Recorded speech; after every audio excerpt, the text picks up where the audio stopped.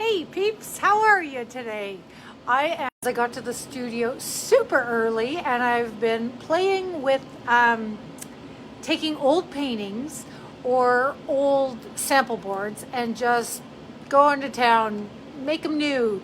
So I just finished recording a live video, not a live video, recording a video that will be available on my website later, but I'll show you the finished piece because I can do two things at one time. So this is the finished piece that I will have in my video, start to finish. And this, Facebook is driving me crazy with this bad connection thing. Anyway, this piece was actually an old painting.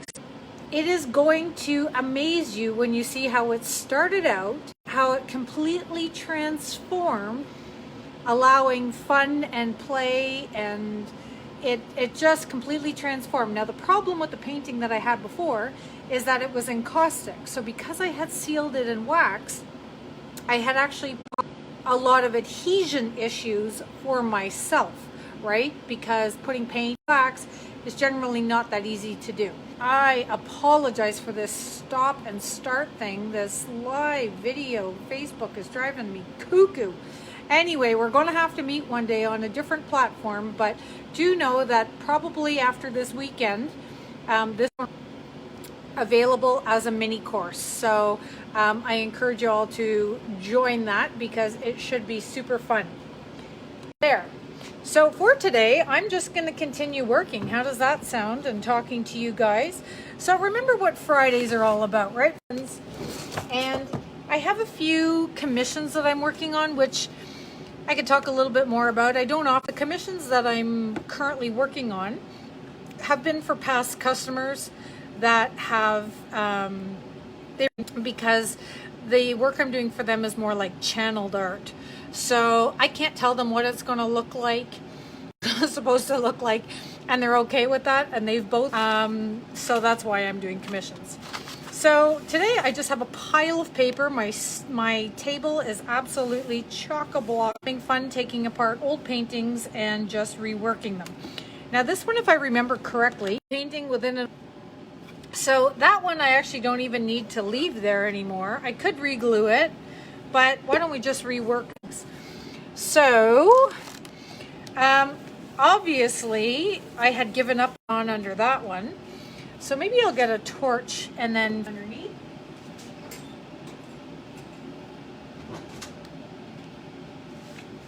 This was done so long ago. This was in my old, going to redo an encaustic painting. I just tend to melt it all together and see what's actually underneath because I really don't know.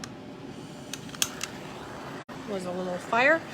So I'm just going to warm this up, refuse it, the correct term, but I'm just going to warm it up slowly. I don't want to just like blast the heat at it. Warm it up slowly and then melt it all and see what's going on underneath.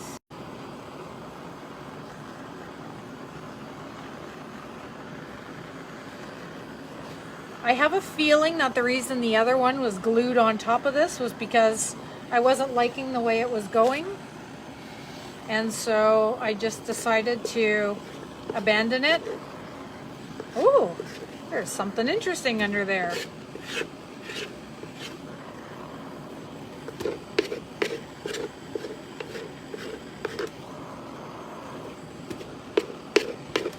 So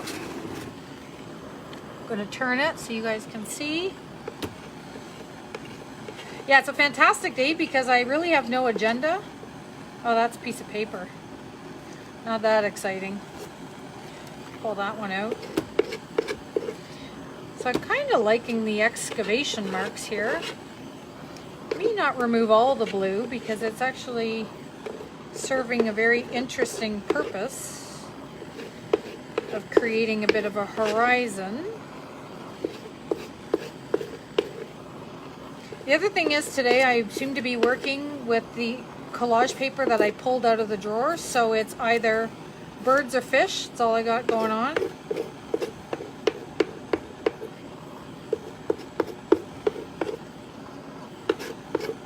So we'll see what happens.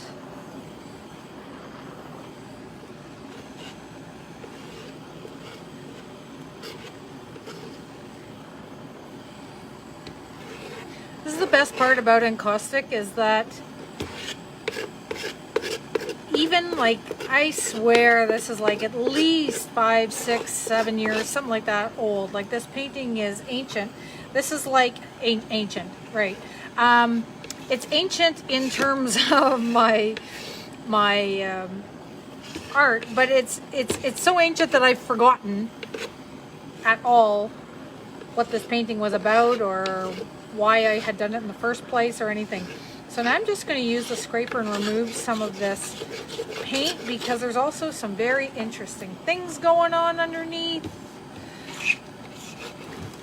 You guys know I love decay and scratch marks and all that good stuff. So removing paint and varnish is like right up my alley.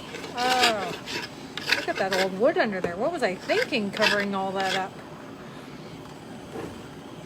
I'm going to put the ventilation here because you want to make sure that this stuff is not being breathed. I want to ensure that this stuff is not being breathed, that's for sure. So yeah, when you have a painting that is so many layers and you give up on it because it was never really done or it frustrated you or something, the beauty about all that is that years later, it's like a brand new painting. So this is actually quite exciting for me. And I have a feeling that this painting that probably caused me a lot of stress at one time, the reason it was never finished or never liked or never titled or never finished or anything, is probably going to surprise me that since today was the day that it was on my chopping block, I bet you it'll come together quite easily. So I'm just going to remove a bit of the paint.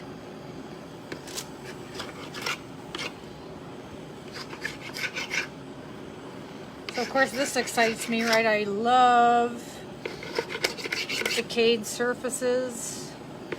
I love time-worn edges. That's probably a bit too much, so I'll have to go back and whitewash that a little bit. But just look at this surface. See, it had to be all these years later because it wasn't ready. I wasn't ready to accept all these grungy layers all those years ago. And I'll turn it around. Should also brush all these things off because, like I said, I've got my ventilation close by. Ventilation is not a vacuum, so it's not going to suck up these little bits. It's just going to take the fumes out of here for me.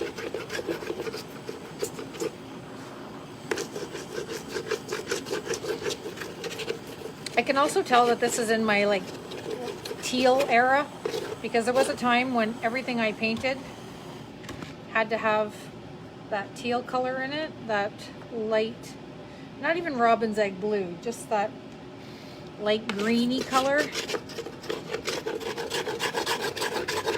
And whereas I still like little hits of that color, I'm kind of over making every painting look like that.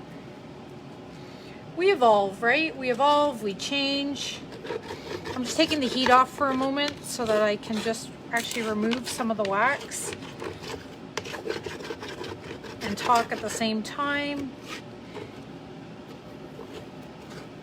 There we go. And then I'll grab a little brush and I'll try and take some of these crumbs off because, like I said, ventilation is ventilation, it's not a vacuum. So, just gonna grab a brush.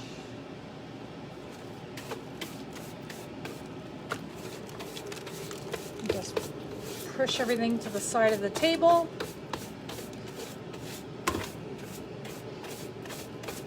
There we go. So I'll put the ventilation back on. So the reason I say it's not a vacuum is because if you have ventilation in a commercial building like I have, it actually does suck things up, but it just blows them outside into the parking lot. So I don't think anybody would want that all over their car.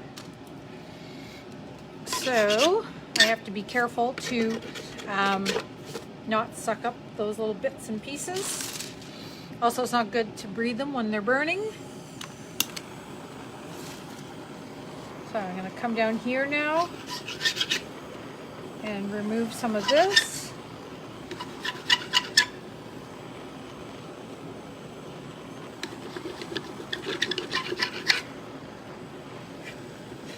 So this is actually a section. Oh, I didn't remember when I kind of did these. So I had a bunch of antique doors and I asked my husband to cut them into panels for me because they were solid wood. So I remember I did a whole bunch of paintings on these little door sections. And I don't remember the theme of any of the paintings now that I think about it. But this was obviously one section that I never really got to finishing. So it's nice now that it has turned up on my proverbial doorstep, begging for a second chance. So seeing as that's what today's video that I recorded, that will be very soon available on my website, was all about transitioning an old painting. I decided that it's time, instead of me buying new panels, I'm just going to start reworking some of the old stuff I got going on. Because trust me, if you're anything like me, you got a lot of old stuff going on. And we can hide them behind all the doors and closets and boxes that we want to. But it's not making them go away, is it? So this is my theme for the next little while. I'm just going to be revisiting old paintings. And ones that have wax on them pose a lot of challenges, right? A lot of issues. So we can remove all the wax, or we can remove some of the wax, or we can remove none of the wax, like I did with the earlier painting, and we can use that to our benefit to create, there we go, to create a new painting with underlying markings and texture and color. So I try not to scrape off all my wax. I'm going to leave a lot of this dark blue to just be like a dark contrast, right, to this wonderful finish.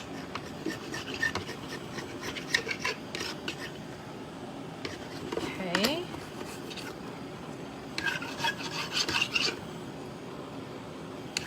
The other thing I don't want to do is send flaming bits of paper out into the parking lot. That would also not be cool. So I should probably put the... So who among you has old paintings that you kind of that by some stroke of luck you look at and you love, or that you're like, wow, I can't believe I thought that this was bad, but it's a work of art. I don't know, I'm hopeful of that all the time. Kind of wish that they would just go away. But they're just sitting there and they're just waiting patiently for me to come back to them and check them.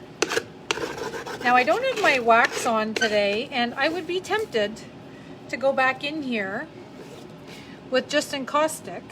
Today was a chalk paint day, so it's a chalk. So let me find my brush and try and clean some of this up. Whoops, again, not a vacuum. So I have a lot of like wax that's kind of just stuck there. But what I think I might do is just fuse it a little smoother instead of leaving it so raw.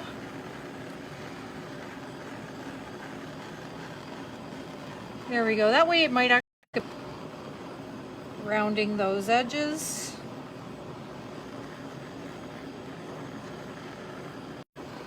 I'll just fuse the layers going on there. All right, so now I feel like the world's my oyster here with this piece, right? I could do anything. At first, the only thing I had handy was some fish, but I don't know that I'm feeling the fish anymore. So like I said, this morning I had no intention of recording another video. But I did, and I'll show you guys again the one that I created. I'll just lift the camera for a sec. I created this painting this morning out of an old painting, and I just love the way it turned out. So I'm glad I had the camera rolling, because in the video I will show you guys the before and the after. And I have to say, if you have any old paintings, now is the time to pull them out and just rework.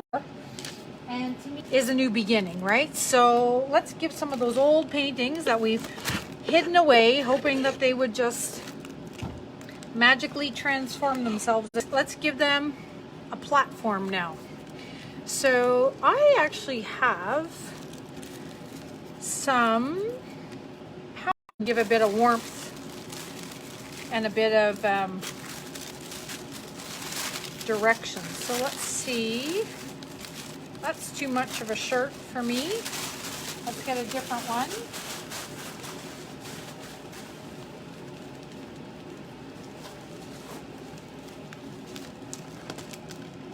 Whoops, I'm about to send that out to the parking lot. I think I'll move the ventilation a little further away for the time being.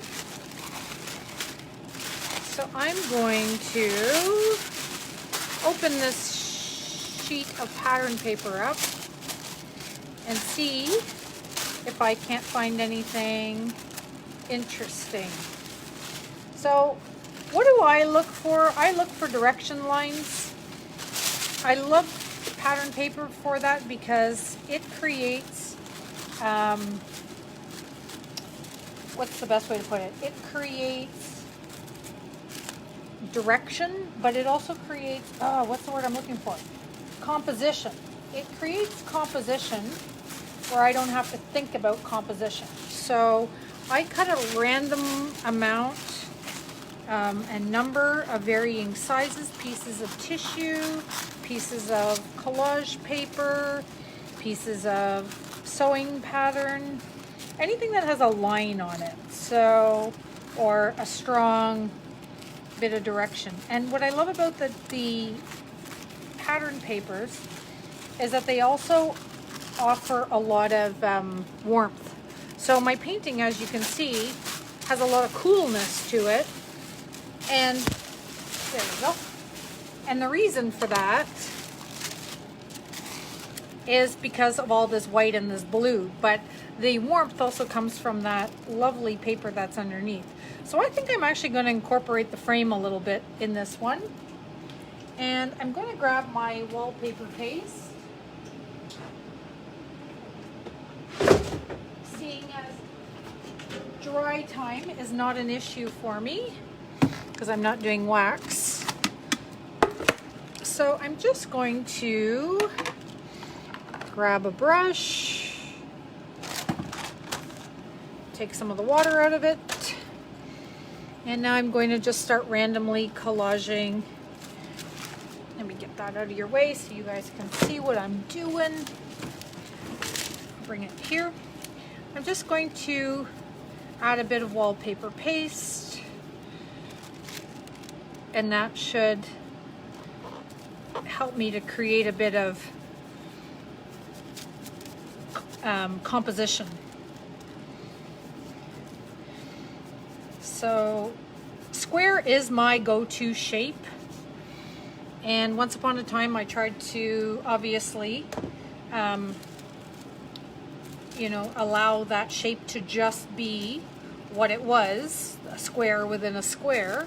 But I think now my tastes have evolved a little bit, and my skills have probably evolved since I once did this. So I'm going to now start randomly applying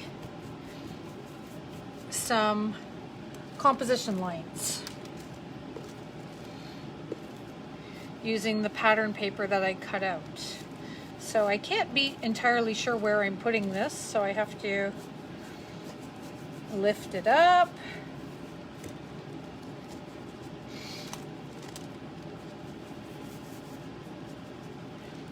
There we go. Push it into the corners.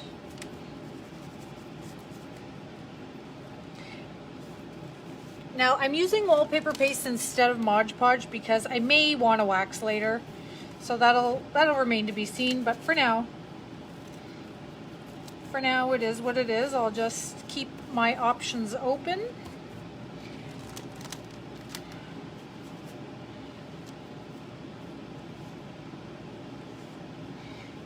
There. You see how my composition is like, it just comes together when you use pattern paper.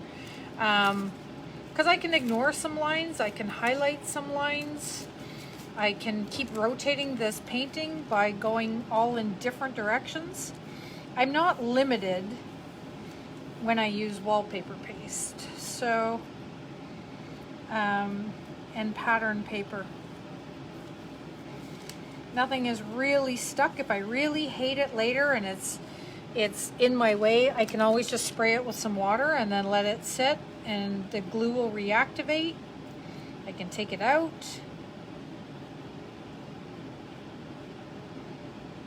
There we go. Okay. You may want to fix that arrow a little bit. There we go. Perfect. Now there's an extra little bit here. I'll just randomly glue it on as well. I like the idea of the dot. So there it is. So that's kind of fun. Is it finished?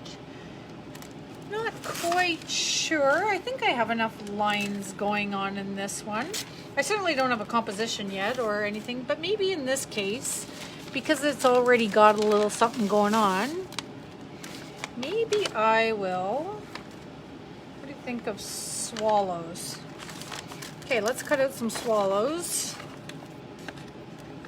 Now these swallows, I had already printed these in varying sizes because I had a different project in mind. But if I like them in this case, now swallows are going to be a bit of a pain to cut out. I should have just transferred these directly on the wax. You know what, I'm abandoning that because I have no interest in cutting them out. So give me a moment to go look for an image. Talk amongst yourselves. I'll be right back.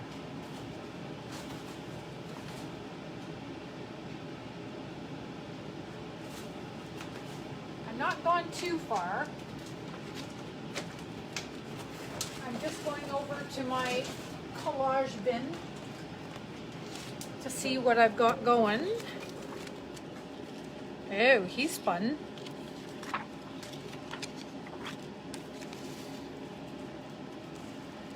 He's fun.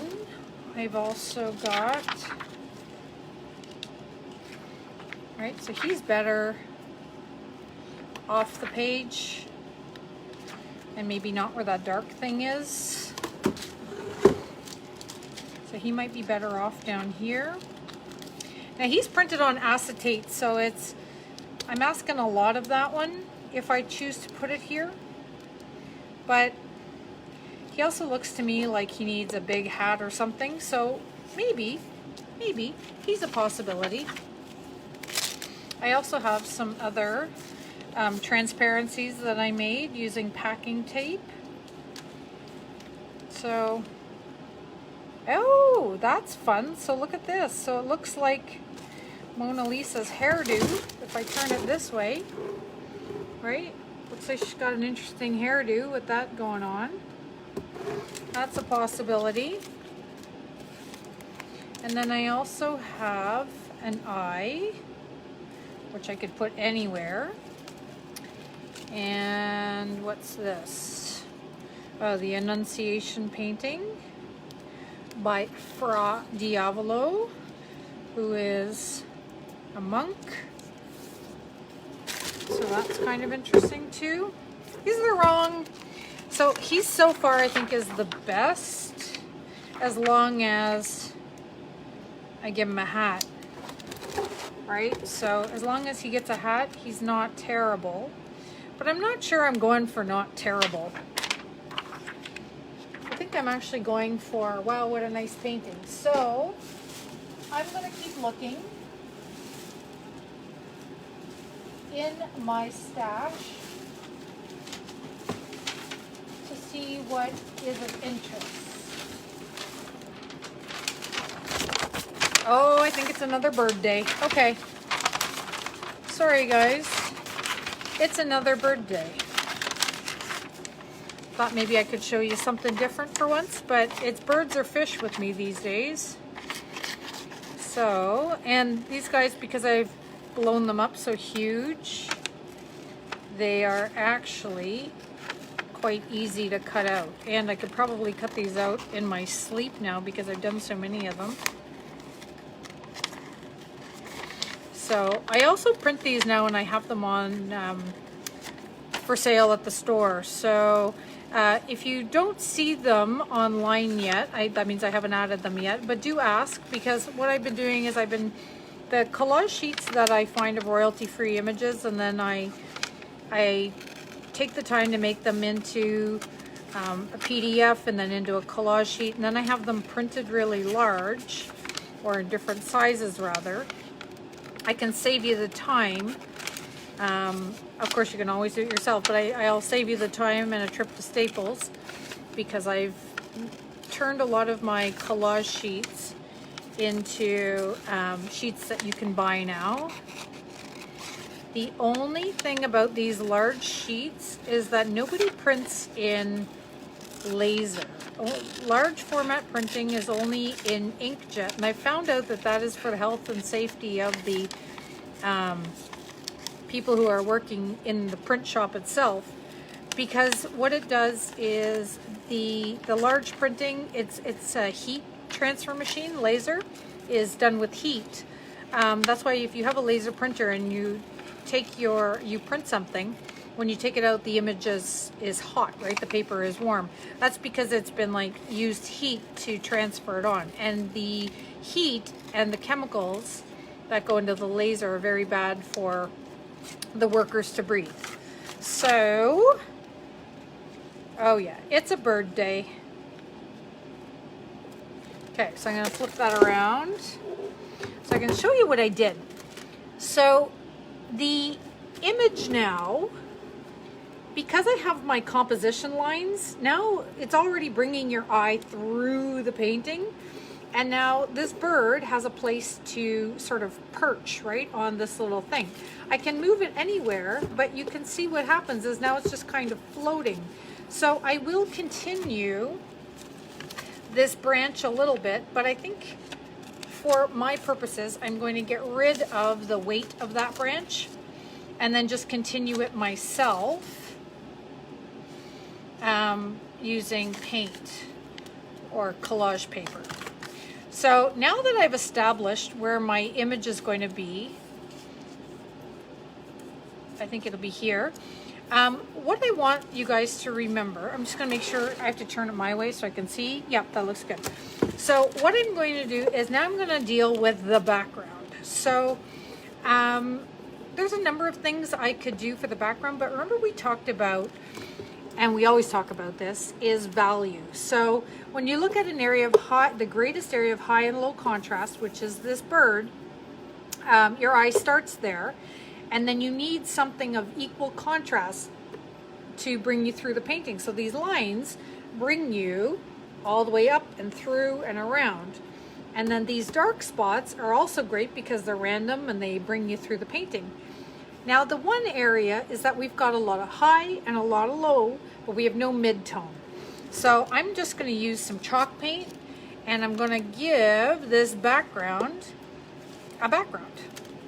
So I can use chalk paint, I can use collage, but I was thinking at first I was going to use that white paper with the little X's on it, but I don't think that's enough contrast for me. So yep, no, I'm not going to use that.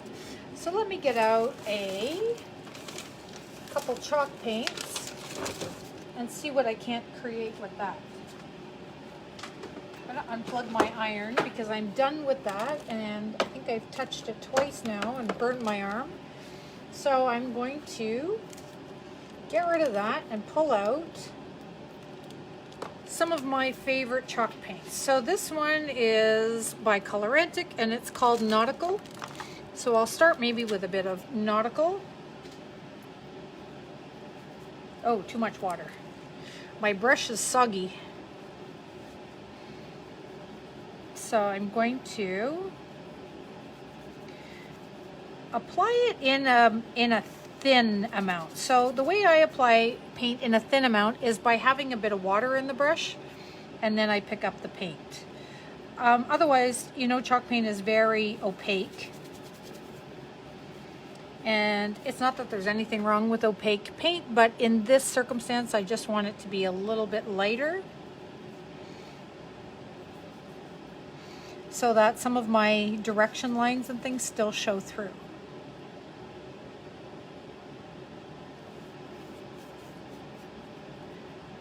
My composition lines.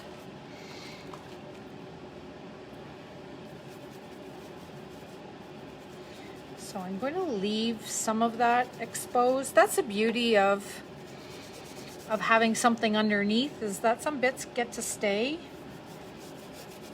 Don't have to change everything. Like some of this distressed stuff. Okay, I'm gonna take another couple colors, maybe some white. The white is going to be good because the bird has white in it, and the background of this panel is actually very cream colored, right? So I have to make sure that I do bring white elsewhere in the painting, or I'll have to paint that bird. So I'm going to bring some white into the skyline.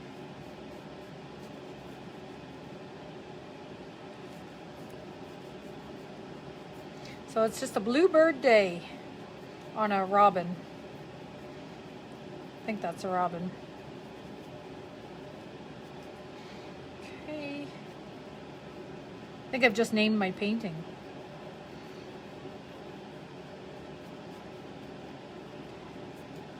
Okay. So I'll probably bring a bit more white in now because I'm painting over the blue. I'm getting a bit of muddling, a bit of mixing of the two colors together, which there's nothing wrong with. It's just, I think I'd like a bit of separation. I may also, for contrast, bring in some of that white up through that piece, and then maybe up top again for contrast. So I know it looks terrible, but I'll use a baby wipe and I'll soften that. But now you can see I'm bringing in just a bit of those other colors so I have contrast. Because there's nothing worse than making your subject matter like so obvious, right? Because it's the only thing that's black and white if you're using black and white images. So I tend to use a lot of different colors. Now there's one color that I'm going to look for. It is, here it is. I have put all the lids on the wrong painting, so I can't tell what colors are what. Oh, I didn't do that. I lent them to someone. Now I've got all these wrong colors with different lids, so give me one sec. This is the color I'm looking for. So,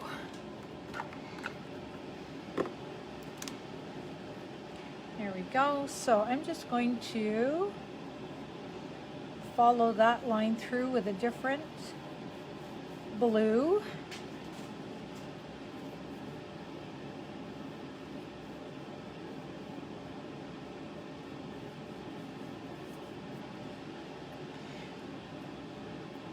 So you guys know me, I'll distress this in a moment.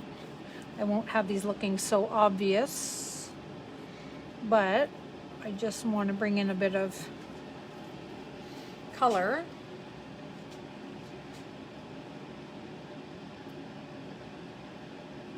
Here we go. And I think I'll just paint a little bar of that color up here to balance it out. That's good. Okay, so can you all see what I'm doing? Okay, so scratching, baby wipes, all kinds of things going to happen here. So let's see. So scratching is an obvious one for me because it just allows now the background to also come through. It also provides a bit of subtle distress compared to all the massive distress that I've got going on. I can also bring some of those lines back in. So I had a line going that way. My paper is still very soggy.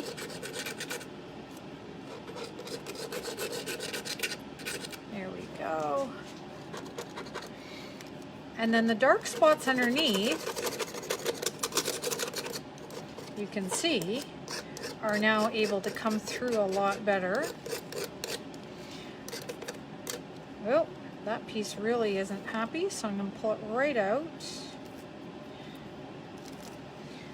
But it's actually a really good spot. I like it a lot. There we go. Okay, so now scratch away at this a little bit.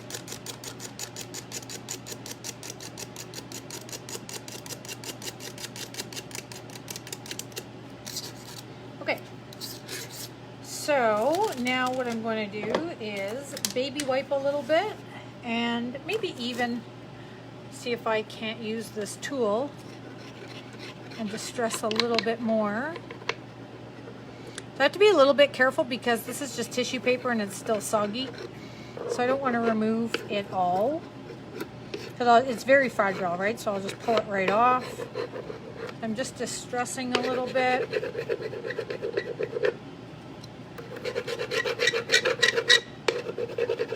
There goes that horrible sound again.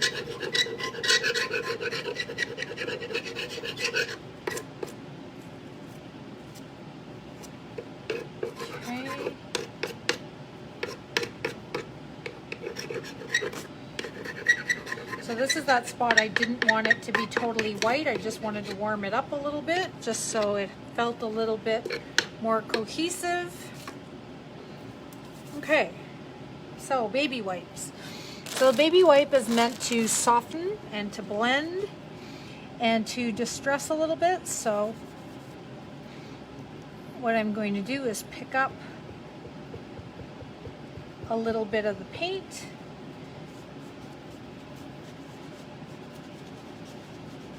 and just soften. That way I can bring some more white up into the top like I had intended. This blue band, I really want it soft because I don't want it to be completely obvious. It's just there to pull a little more in.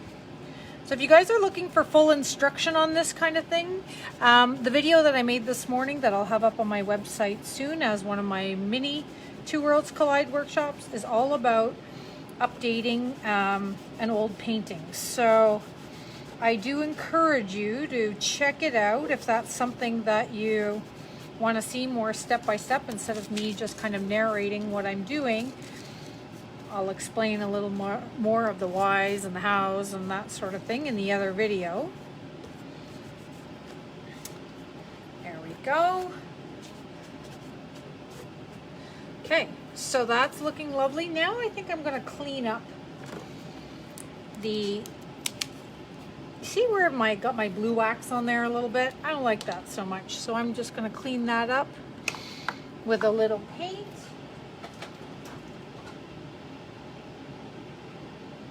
I have to grab a clean brush, and I don't want one too big.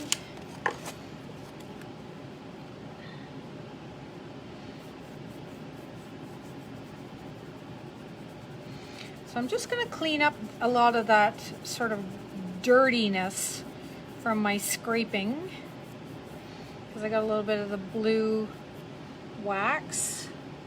So this will just help clean it up a little bit, especially down here.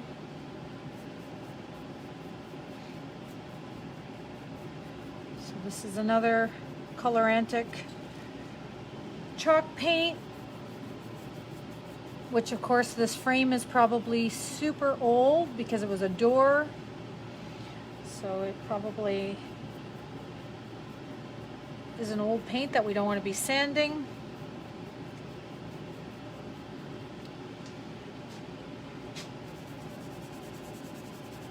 Very nice.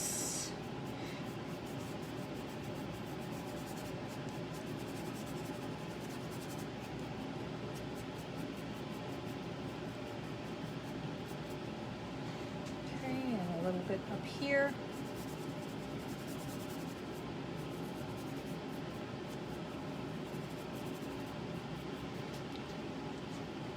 And then of course maybe just a little bit in here. So in here is where I was scraping before, and I don't need a lot in there. It's just so that the outside of this frame doesn't look so different from the outside. Transition a little bit of this color into the sky, leading up to my white that I want to bring in. Okay. All right, now I have to clean my brush if I want to bring white into it. Do that, and then in the meantime I'm going to grab a baby wipe, and I'm going to try and now integrate some of that color a little bit into the frame. So again, if you're missing this, you're saying I'm going way too fast, whatever, this is just me working, right, on Fridays. It's not necessarily teaching. I have now been working diligently at recording videos for you guys to watch. So they're on my website. They're going up almost weekly now. I'm getting a new one up. So check that out. Today's video was redoing an old encaustic painting and turning it into something different. So much like I'm doing today, but you know, slowed down and obviously step by step with instruction instead of just narration. So if you go to ChristinaLoviza.com, you can see my video list there, and like I said, I'll get this other one up this weekend that I just made, and you won't even believe the before to the after because they're two entirely different paintings. There. So now that one is looking good to me.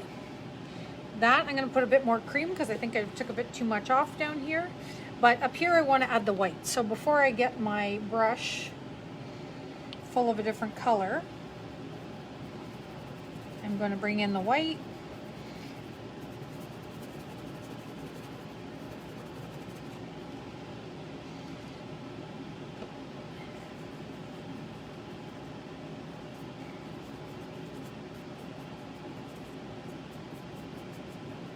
Nice.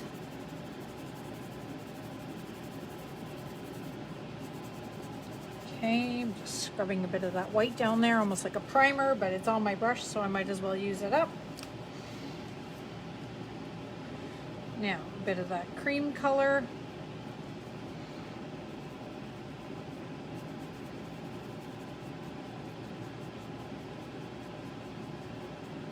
think I was a little hasty with my baby wipe. I took a little aggressive.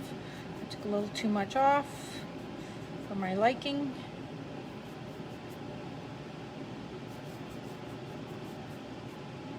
Okay, I think that's good.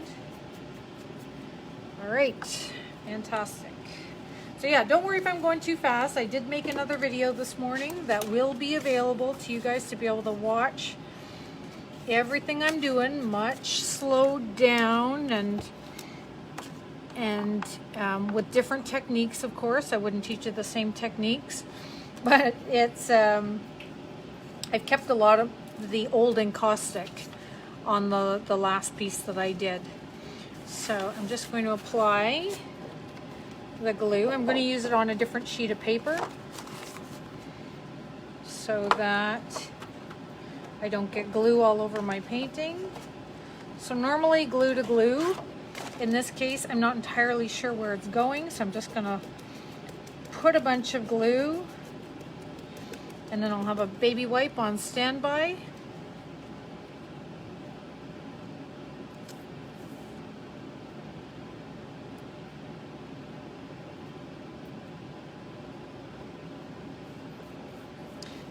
Go. Now I have to turn this so I can see.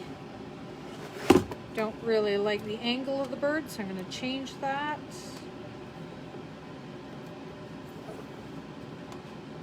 Okay. I have to look at that direct on, or I know I'd make a mistake.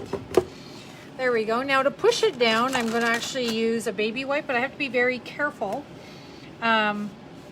that I don't remove the actual image because it's just inkjet. So the baby wipe will just remove that ink altogether. But the first thing I'm doing with the baby wipe is removing any excess glue from where I didn't apply it properly. So that's the first thing. Now what I'll do is I'll put another sheet of paper on top. And then now I can push it down and push out any excess glue and make sure that I don't rub off the actual image of the bird, because like I said, baby wipes are very corrosive to inkjet. Fresh paint. There we go, ready for wax. I think I'm super happy with this. And then of course my next step will be transitioning it into Two Worlds Collide painting, which is where I apply the beeswax. This of course has to dry because it has to be 100% dry before I go ahead and do that. But seating the, I'm going to take that part off. Oh yeah, I said I was going to finish that thing, didn't I? Okay, so I said I was going to finish that branch. So you know what? I'm just going to grab a little bit of black or a charcoal. I'm going to turn it into a bit of a watercolor. I'm going to use the chalk paint, add lots of water to it, and then I'm going to just kind of float a branch in.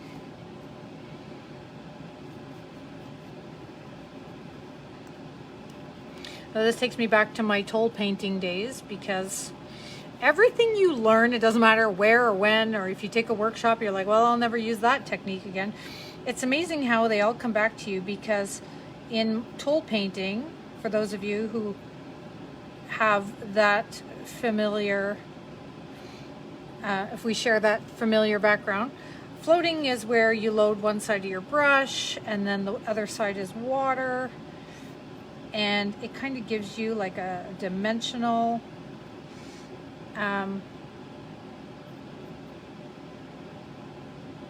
sort of shaded look.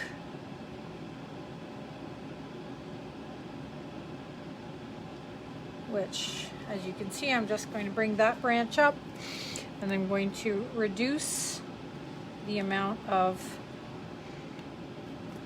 paint so that I can carry this branch up and over. Of course, I have to turn it so I can see what I'm doing.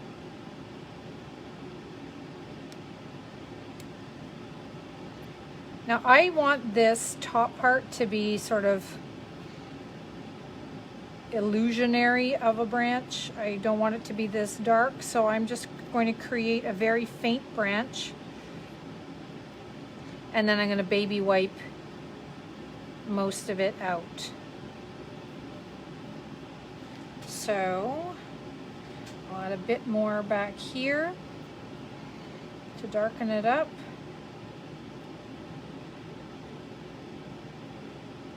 Add a bit more dark here and there. That way I won't, when I remove it, I won't remove it all evenly because I don't want it to be even. Okay, so you can see I've got this branch thing going on.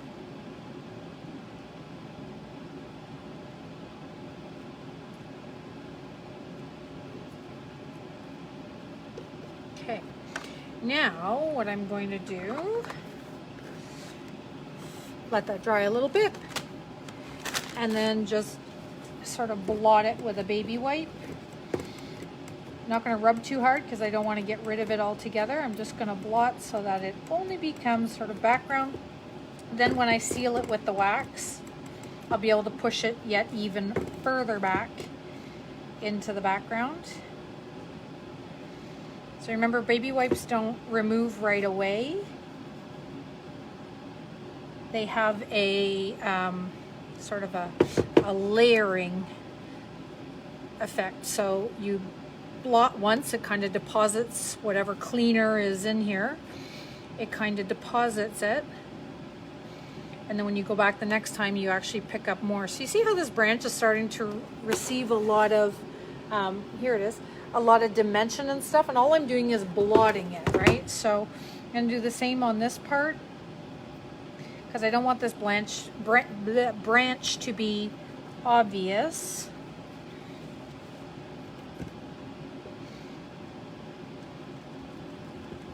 And I want it to totally fade away into the background. So I'm going to remove more and more as we get up higher and higher. And I'm going to clean up any smudge marks that I'm making. And then I'm starting to remove a little bit more. I haven't blotted this side yet. So now the branch is becoming a bit more suggestive rather than obvious.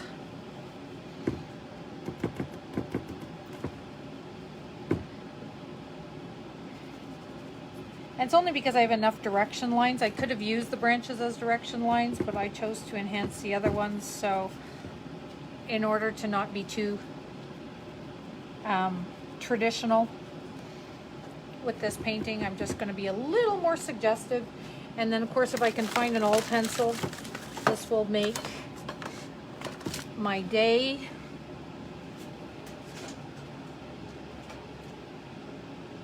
One second while I dig in my pencil drawer.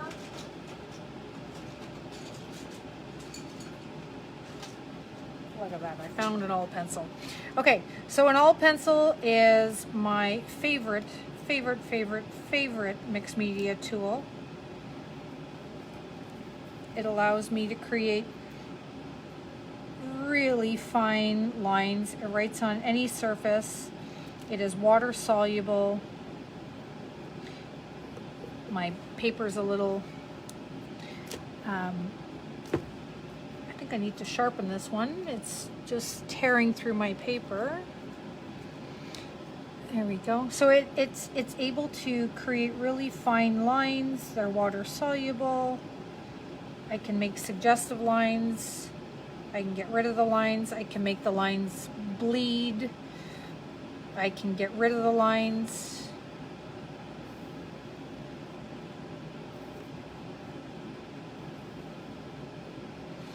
So I will probably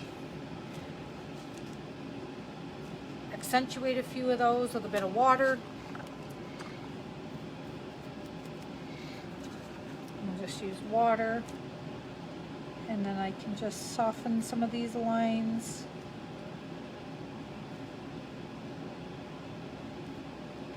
And then I can also get rid of them. just by baby wiping them out. So you can see I'm able to create a really fine branch system here without having to actually paint them in. So it looks like it's much more detailed than it really is. So, and letting that dry, all I have to do then to soften them again, because I want them to be there and just suggestive, is I'm going to just blot a few of them out, softening them again. I don't want to wipe them, because if I wipe them, I'll wash them off.